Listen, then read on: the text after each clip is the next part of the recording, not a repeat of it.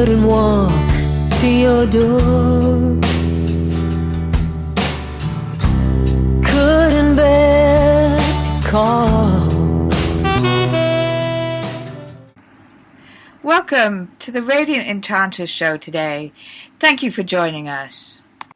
Here's Anissa and Jane, and we're discussing once again my 8 rules to live by that I published in my book called Living and Succeeding.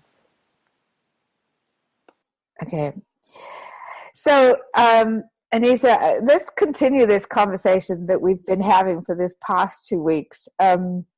We have been, just so the audience knows, we have been struggling with this particular subject on how to describe what happened and what is there in all of us.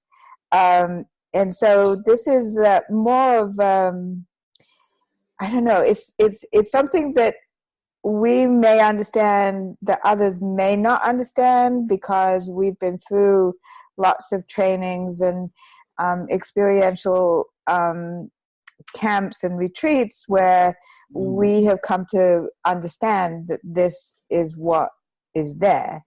And what we're talking about is our inner light, and how that is there, and it's really there to guide us and show us the way. And what were you just saying about this? Well, it's definitely a and I struggle with the right words, but we were just talking about this before we started recording, that this is a little bit of a difficult concept, I want to say, or idea to wrap your head around. I struggle with it even now after years of all of the work that I've done over the years. And I know, you and I were talking about the fact that, we've done some pretty experiential, things and really stepping outside of ourselves and dealing with aura and the universe and meditation and prayer.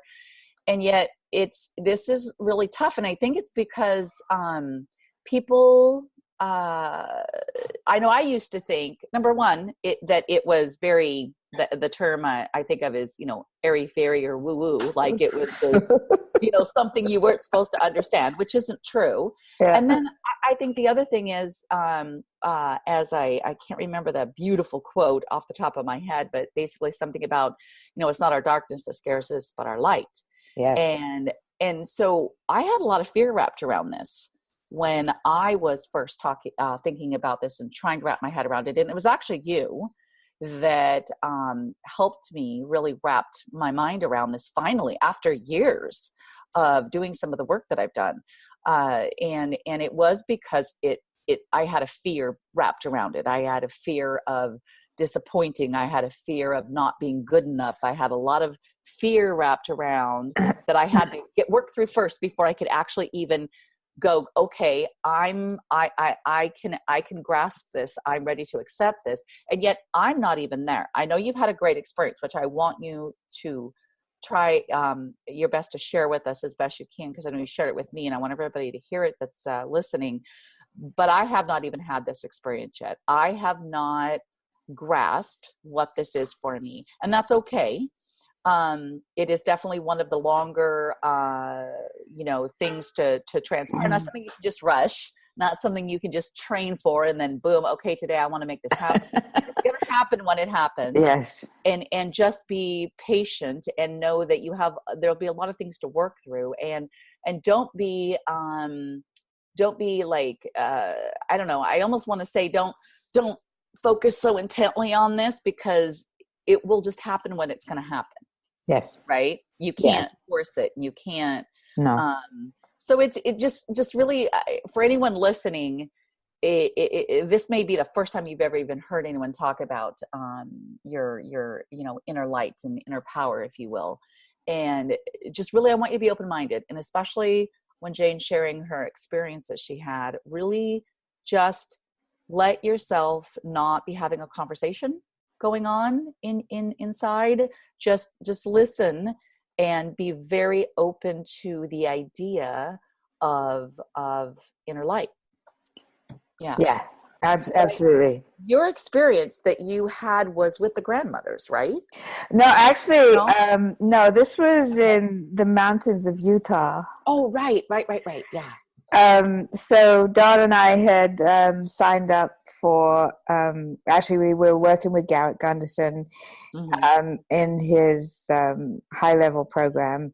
And part of that high-level program was there was a weekend retreat called the Awakened Spirit Retreat. And so Don and I said, well, we'll come. And we flew out for our meetings to Utah, and we got our backpacks together because we had to backpack into the wild. Okay, there was no restrooms on the way. There was nothing. There was nothing. There was not even running water. Okay, so there was nothing. And Garrett will kill me, but he even did not bring any matches to light a fire. True Boy Scout. Yeah. So I guess we were about 10 people. And I don't think any of us really knew what we were doing, going there, searching for. I certainly wasn't searching for what I found. I didn't even realize it would be there, right? Mm-hmm. So anyway, after we set up camp and stuff, there was a young lady. Her name is Kelsey. She lives in Hawaii. And she was our yoga meditation specialist that came along for the retreat. And we had been walking and stuff and doing all this stuff, but we had each day we would sit and do this meditation with her. And it was in the morning. And she did this whole process, this meditation process, and she was talking about how your light starts down in your gut, down in your solar plexus, down there. And I was just sitting there meditating with my eyes closed, and she's talking about how it comes up through the body and blah blah blah, and up through the head, and bam! I saw my light come from my solar plexus, up through my body, up through my head, and out of my crown. And the light was so brilliant that I cried. I had my eyes closed, and I was bawling my eyes out because it was so frightening and moving and beautiful. And powerful, and just so many feelings that I had when this happened. And I didn't really say anything to anybody, and I kept it for myself for a little while because it was like, wow, I had to really come to grips with this. Right. Because, we finished the meditation and nobody else said anything, so I went away on my merry way. We did our hikes and got our lunch and did all this stuff. And I'm still thinking, oh, my God. So I that happened. And now that was in, I don't know, I guess in 2011, 2012. I'd have to look at my calendar to remember exactly.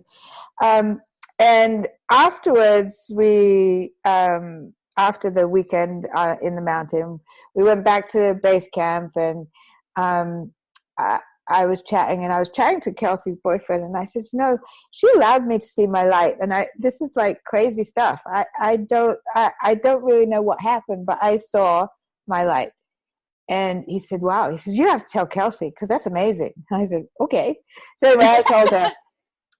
And they were like, wow, because she didn't even know she could do that. Okay. Right. Even though she was doing the whole meditation around it.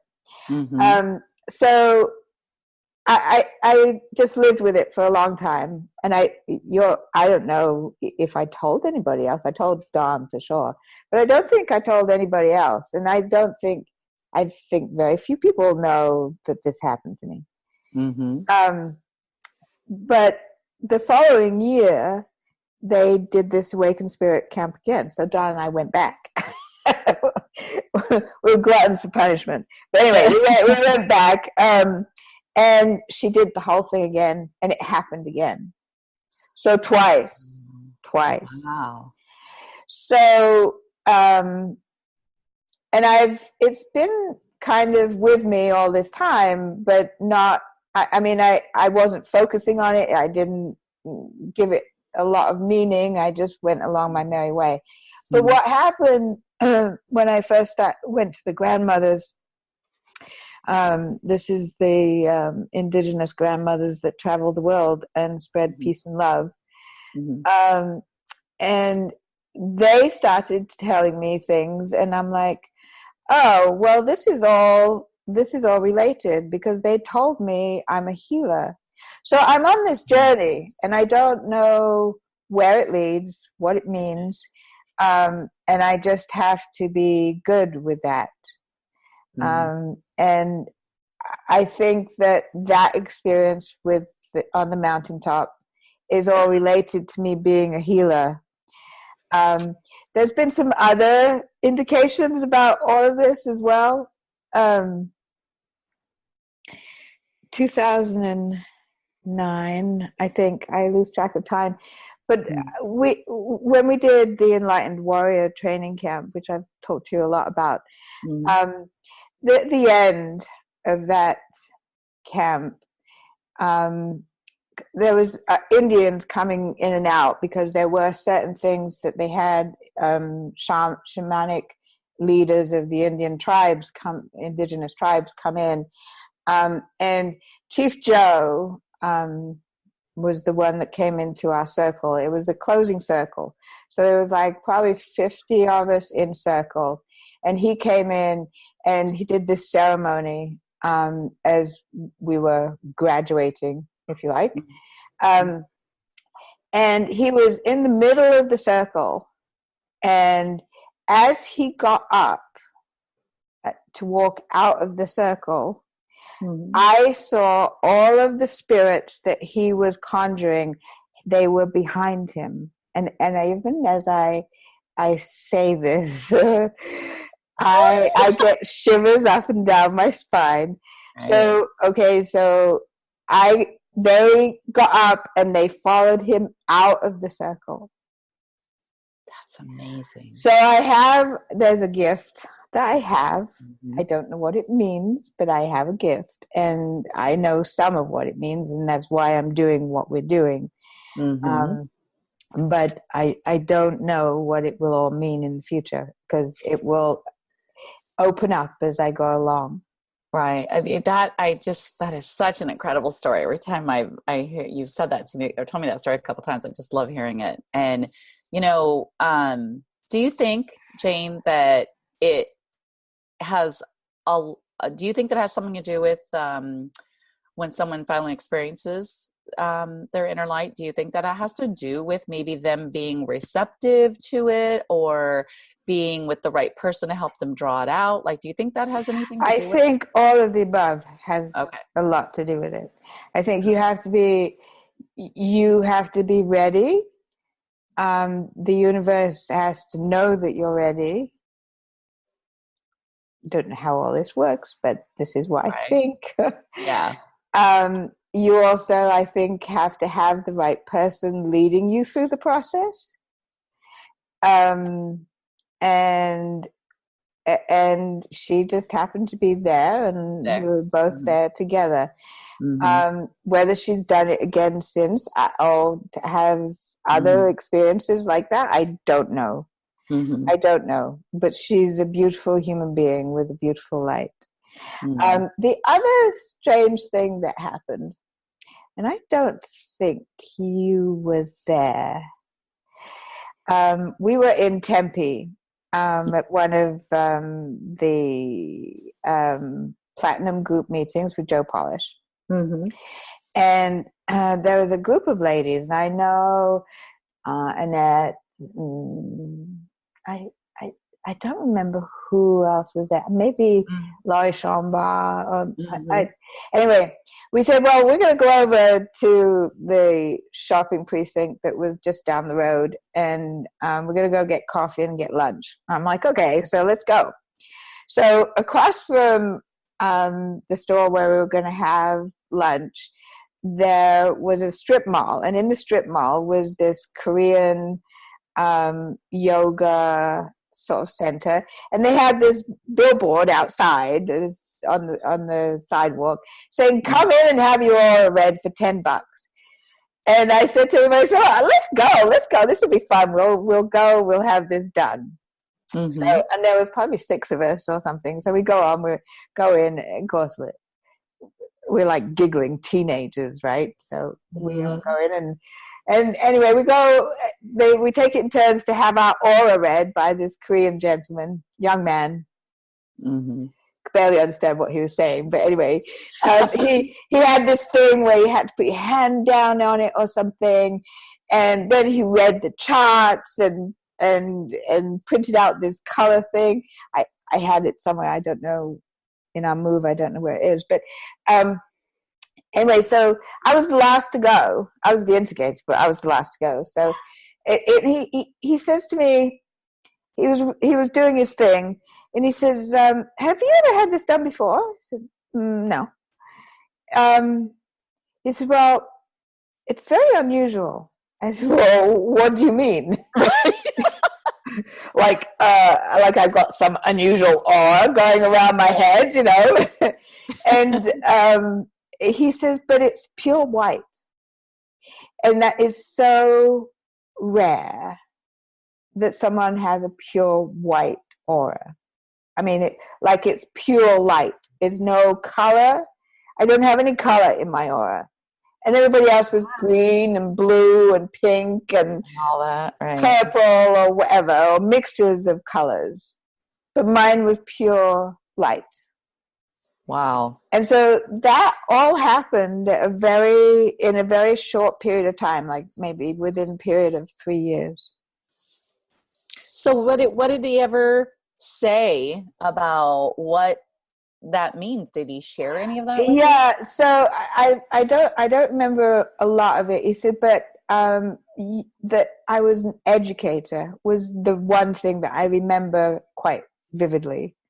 I don't remember all of it, and I've lost my email. That's interesting. Yeah. Yeah, it was pretty interesting. Yeah.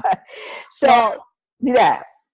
That is I've actually I've had experience with auras, but I don't think I've ever had mine read. That's actually something I should go look into. But it's it's very amazing. In fact, I'd love to do it sometime after I've been with you. The only time that I had experience with Aurora, the Aurora, or however they say that. No. Aura. No, this is not Aurora Borealis. No, it's not. Aura. I was going to a homeopath for my allergies, and I had spent the weekend with at an event in Kevin Thompson's home, and around some incredible people. I'd spent 3 days with them, and anyway, this guy was going through and doing my thing, and in order to, he just like goes, "Hey, can I read your aura, because like I'm getting this." He was getting this energy from me. So anyway, he looks into this and does whatever the thing is. And I honestly, it's so many years ago and I don't remember what he did. I want to say this was about 2009. And he just stopped what he was doing, and he had a hold of my hand, and he looked at me and he said, "You've just spent a few days around some people you're not normally around." I hadn't said a thing. I had not said one thing to this man. This was Monday morning after I'd gotten back. And I said, "Yeah, I did. Visited with some friends. And I mean, I knew them, but I'm not normally around him." He said, "Like days, like 3 or 4 days?" I said, "Yeah." He said, "Okay, well, I don't know who you were around, but whoever the main person was you were around, you should be around them as much as possible, because they are extremely good for your heart." He said, "You are completely encircled in purple." And, now that we're on this call, I just thought of that experience when you shared that. I wish I could look that up to remember exactly what that was. But I remember him explaining to me that whoever I spent this time with was extremely good for my heart. Wow. And it was Sean Stevenson. Yeah, I figured that's who you were going to say. Yeah, we spent 3 days like constantly together. He'd lay on the floor. For those of you who don't know, he is in a wheelchair. And so he would lay on the floor off and on, back and forth to get, change his position and get a little more comfortable. So I'd lay on the floor often with him. And my grandson, Caden, was 2 years old at the time. And Caden absolutely fell in love with Sean. So they would roll around the floor playing together. And Sean's what? He's 30. Well, now he's like probably 36. But Something at the like time, that. I think Sean was about 30. And anyway, we him and I spent hours talking and visiting. And so, yeah, the reason I shared that story was who you're around makes a tremendous difference. Yeah.